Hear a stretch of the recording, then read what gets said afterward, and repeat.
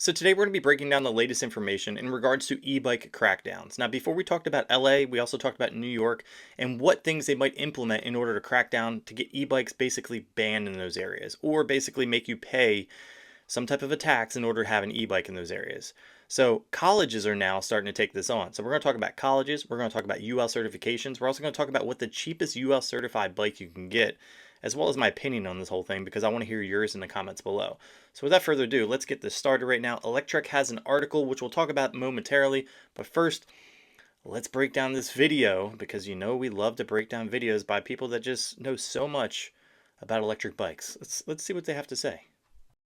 The city of Carlsbad is cracking down on e-bikes. The growing popularity of the bikes has led to an increase in crashes and violations. ABC 10 News reporter Rachel Bianco breaks down the new... Now, I've said this before.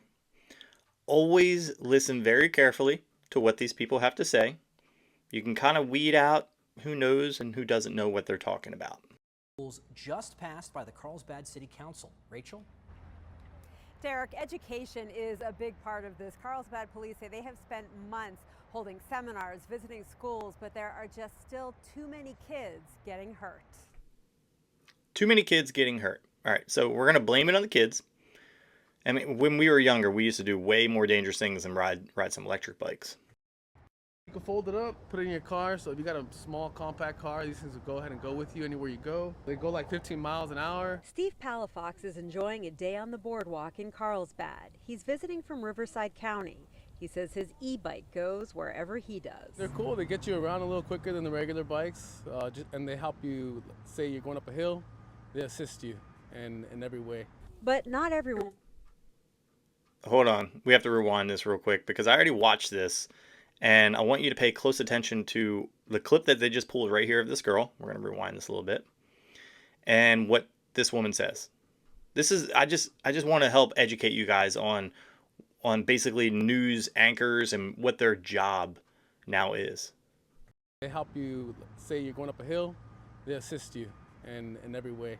But not everyone is riding responsibly. A resident They say that as she's cutting across the road, because they want to put in your head that she's not riding responsibly, but they cut off right at the last second. She used a hand signal to make a left-hand turn. I just want to put that out there. And also, I'm going to set up the point of this clip here. So depending on where you live, bicycles and e-bikes don't have to obey the same traffic laws that vehicles do. For example, if you're in a car or a motorcycle or on a motorcycle, if you see a stop sign, you have to go to the stop sign, stop for potentially 3 seconds legally, look both ways, and proceed. Same thing with a red light. You have to wait until the light turns green. Now, on a bicycle, you only have to yield, basically meaning you can case the area, look both ways, and continue to go forward. At least in my area, depending on where you live, the laws are different. So I just want to put that out there that whoever usually watches this type of stuff, they're thinking that laws are the same everywhere you go, which that's not true. Because California, for instance, when you're merging on a highway, they have those lights to tell you when you can and can't go. But out here where I live, you just merge onto a highway. You're not waiting for any lights. Dashcam video shows a young rider blowing through a red light, no helmet. This is just one example. Carlsbad police say since the pandemic, they've seen an explosion of kids using electric bikes and other motorized devices. Bill Sides lives just off Carl. I'm going to set you up on this clip too. Listen very closely, and we're going to listen to this guy twice. Like I said, I watched this and I was just blown away. Bad Boulevard. That's a lot more things to control, and they go too fast, way too fast. They're going faster than the traffic because the traffic's bad. Police. They're going faster than the traffic because the traffic's bad. So I'm going to set you up real quick. If you live in a city, LA, New York, Philly, Baltimore, whatever it might be, and you're using a bike like this to go to work, or maybe you do Uber Eats or something like that, your objective is to get to your location the cheapest, fastest possible way, right? So if you're going to class, which we'll talk about here about the Boston University in a moment, you're trying to get to class on time. And if you've been on a college campus, sometimes your dorm is way off of, the campus to be where you need to get to your class on time. Same thing with people that work. They want to arrive to work without sweating. They also want to get an e-bike because they can't afford a vehicle, especially in this climate with the way inflation is and this whole like climate that we're in right now, a lot of people can't afford cars, insuring cars, gassing cars up, no matter what it is. Even if you have an electric car, a lot of people can't afford those. So with that being said, that's why a lot of people lean towards electric bikes. But he already made his point right there. Those people, well, let's just listen to him again. I'm not even gonna put words into his mouth, you know. Way too fast. They're going faster than the traffic.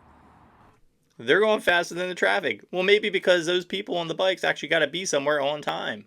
You know these people, they make it laughable. Because the traffic's bad. Police say from January of 2019 to December of 2020. All right, so they're saying e-bike bicycle accidents. All right, that could be anything. It could be anything, but the majority of them probably aren't user error when it comes to cyclists just blatantly blowing a red light and getting hit by a car. I can tell you right now, coming from a motorcycle, e-bike, just a cycling background, most people that ride bikes are usually the best automotive drivers. When I say that, I mean when you're riding a bicycle on a road or a motorcycle on a road, you're not looking out just for the car in front of you. You're looking for potholes, road debris, roadkill, anything, branches on the ground, because all these things could potentially take you out as a rider. And then putting you in a vehicle like a car, you usually see 2 or 3 cars ahead of you, 2 cars over to the right. Oh, okay, I see that stick, that debris that just popped up from a car. Your eyeballs are seeing this at all times. So right off the bat, when they start to talk about like education, like I said in my previous video, they talk about educating e-bike riders to try to learn the rules of the road and stuff like that. I think what needs to happen, this is my personal opinion, and if you disagree with it, feel free to disagree with me in the comments below. I respond to everyone, and I'm not trying to be mean or anything like that, but my opinion is that they need to change the laws up when it comes to driver's ed. Make it to where you need to be more mindful and seeing people that are cyclists and motorcyclists. I've had probably in the past 5 years, 6 or 7 people I know on motorcycles that have been killed. I mean, not even being reckless. Just the fact that people don't pay attention. And next time you're driving around, just look at how many people look down at their phone while they're driving all the time. We're all guilty of it. We all sit at a red light, look at our phone, but I'm not going to sit there and be like playing a video game or texting while I'm driving. I just don't want to be responsible for killing somebody. So that's just my opinion. Let me know yours in the comments below as we get further in this video. The council passed an ordinance that adds e-bikes and motorized mobile devices to the existing bicycle code. The regulations target reckless riding, riding with multiple passengers, and they also would require riders to dismount within 50 feet of a pedestrian. All right, so looking at this, in my area, I'm pretty chill when it comes to when I see people, when I'm just seeing, I just don't know where people are going. And when I'm on a trail, I won't dismount off my bike, but I will stop and pull over and let pedestrians or even a horse go by. Riding with multiple passengers, what's multiple mean? Is that more than 2? I think that should be a no-brainer. You as a rider should not ride with more than 2 people, like you and one other person, on your bike, because the overall weight of it, when it comes to balancing, stuff like that, it makes it way harder. Reckless riding. Now, I agree to this in the sense where I don't condone, I'm all for people riding how they want to ride on their own time, in their own space, without affecting other people. And I mean that is like, in the house I previously lived at, there was some idiot who paid for it with his life, and I feel bad for his family, but he was ripping wheelies down the center median of the road. It wasn't fully dark yet, but then he thought it was a good idea to keep his wheelie up and go against traffic and then bob back into the median. But instead, the car didn't see him because of the way that the sun was coming down, and they couldn't see him, and they collided with the guy, killed him. And I felt terrible for the driver of the vehicle. It was 2 people and a baby in there. And I'm like, that person has to live with that for the rest of their lives. And that kid's parents now don't have a child because they were doing something reckless like that. Now, if you want to do wheelies out in parking lots and where there's no other cars and you're not going to be affecting other people, sure, go for it. I don't care. But when you start to get reckless, when they say reckless riding, that's where I agree with that whole sentiment, is like, don't be stupid around cars. And I guess the term is don't play stupid games, win stupid prizes. That's basically what I'm saying. And I've, coming from a BMX background, I've paid for my mistakes in a way. If I sat there and I grinded down a rail and I was like, heck yeah, I got that. But then I paid for the damages because I spent too much time there and I got caught.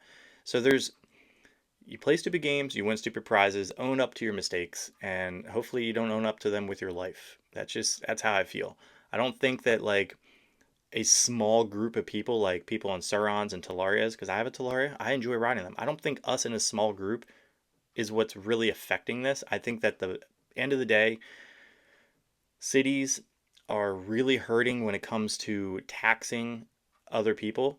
When it comes to vehicles, they're seeing a lot of basically way less vehicle registrations because more people are getting bikes, and they're trying to find another way to tax people in order to continue to make money. Just, I mean, disagree with me? Put it in the comments below. Let's keep listening to the end, and we'll jump into the article, and I'm going to talk about UL certifications and a bike that you can get around all this on. For a horse on narrow trails. Police say they've seen a lot of problems with e-bike riders on those walking trails. The other new aspect of this, first-time offenders may have the option of taking a safety class about bike education instead of having to pay a... Most people know bike education. Most people know the rules of the road, and most kids in general. So I think a lot of people just don't give kids enough credit, or just people enough credit that ride bikes. The new rules will take effect in May. Reporting live in Carlsbad, Rachel Bianco, ABC 10 News. Safety is such an issue recently. Thank you, Rachel. Oh my God, that's insane. So that's just my opinion on that part. Let's check out this article. So Electrek's been killing it lately when it comes to these e-bike regulation articles. And this is definitely a good one as well. Talk about students all around the U.S. are now heading back to college, which if you live around a college, a lot of people will ride electric skateboards, scooters, now really jumping into the electric bike market. And in some cities, there are, areas where they've been having a lot of fires. And I think that's more of, it could be a slight bit of them are people not buying certified batteries and they're just like off the market batteries. Or a lot of them are just people tinkering with the battery tech or adding a new controller to their bike, which takes way more current out of the battery, which can create a fire. A lot of people just don't know what they're doing in that aspect. So I can understand that. So it says electric bicycles are more similar to pedal bicycles than additional small battery bikes. By the way, I'm putting these articles and all this information in the description below. So if you want to skip ahead and kind of read the UL certification, stuff like that, description below have all the information. So I want to skip ahead here, and it says e-bikes, which usually cost between $1,000 and $4,000, are fairly expensive compared to pedal bikes. Thus, many students keep them in a dorm room, which I absolutely agree, not just because they're expensive, but because you shouldn't be storing batterized or electric components like this out in the rain and the elements. I mean, not all of them are IP65 rated, so the controllers on the handlebars can get damaged. So they use, fire and collisions and stuff like that. There's a lot of good information in this article, which I'm not going to read through the whole article. I just want you guys to check it out on your own time. Use your own unbiased view when you're reading these articles. It does say every day millions of bikes are being charged without a fire. I mean, just on my property right now, I probably have bikes, 20 electric bikes, probably 8 scooters, 4 skateboards, and 2 Swiftboard. All of the stuff I have is certified batteries. They are not cheap, and they definitely basically have the certification against any type of fire damage or stuff like that. So he goes in more in detail about this Boston College administration becoming more increasingly concerned about this. So let's get into that. So let me show you this letter from them. Boston College joining growing number of colleges banning electric scooters on campus. Now this was from August 28th, so this was today. So man, the days just kind of blend together for me. In recent weeks, Boston College administrators have become increasingly concerned with the use of electric scooters and skateboard transportation on campus, blah, blah, blah. A lot of the same words you've heard or hear represented in these areas, which don't really have any real substance. And I can understand, and where I guess I can compromise with not just colleges, but cities, putting in some type of regulations. I don't conform or want to conform to a regulation where you have to get your bike inspected by anyone. I don't think that you should have to go through and take it through an inspection lane and do brake tests and do any of that, because anything can change. I could literally leave the inspection lane and my brake cable fails, or all my brake fluid comes flying out and I have no brakes, but I can still ride my bike on the road, right? Where I do think that, I think everybody, forget about the regulations. I think if you're watching this video, you are probably smart enough to know that you should have a certified battery. Make sure your batteries are UL certified. I do have information right here for UL certification compliance. What does that mean for something to be UL certified? For a product to be compliant, UL certified means that the product has been tested and deemed compliant to the standard of safety electrical systems for electric bikes. And what this does here is it basically makes it compliant and gives it the certification that it is being prevented against electrical fire or shocks. And that's kind of what I'm talking about here is you want to protect yourself, not just yourself as a being, but yourself from being sued or any of that stuff, because these companies take a lot of pride. They spend a lot of money to get their products UL certified so that it can pass the standard, and basically also helps them sell more bikes, because if their product is tried, true, and tested, it means that they're going to be able to sell a lot more, which means it also keeps you safer. Next question, I guess, would be is what bikes would be UL certified? You know, there's UL certified bikes that range between $800, $1,000, $2,000. And speaking of all that, I found a bike that would be absolutely perfect if you're on a budget. But, you know, being on a budget, you're going to be shopping on Amazon. You have to be, I guess, somewhat familiar with learning how to build your own bike. So I found a bike which I've reviewed on my channel before. It was pretty good, a pretty good bang for the buck. And it's it's 350 watt Bafang motor, has a peak of 500 watts. This thing actually moved. It was pretty good. And I'll link this video of my review in the description below. It's an unbiased video. I didn't have anything to make from it. I put my Amazon link in the description below, and people still bought the bike. Right now, you can get $100 off, which is awesome. Right here, $100 off of this $599. Get it shipped to your door. It has UL certification. So right there, UL certification right there, and I think that is enough for people to understand that you're protected. And UL certification is basically like a smart battery that turns off when it's reached its highest state of charge. Also, it's not smart to charge a battery, unless it's in a car battery, but it's not smart to charge like an e-bike battery if you've been running it for let's just say 20 miles and you come home and you just plug it in right away. No, let everything cool down, plug it in later. But if you have like a Tesla or something like that, you can charge those because they are of a whole different caliber. So with that being said, this is pretty interesting information. If you guys have any info you want to put in the comments below, any arguments you want to go against mine, these are my personal opinions, but also with tried and true info as well as certifications to kind of base my opinions off of. So with that being said, if there's any suggestions for future videos, news videos like this, put them in the comments below. I'm going to be doing more of these. I'm going to try to hop on with other e-bike video creators, e-skate creators, as well as maybe even e-bike manufacturers to see what their opinions are on these new upcoming laws. So with that being said, if you guys have any suggestions for future videos, put them in the comments below. If you guys like this video, drop a like. If you love it, hit the subscribe button. I'll catch you in the next one.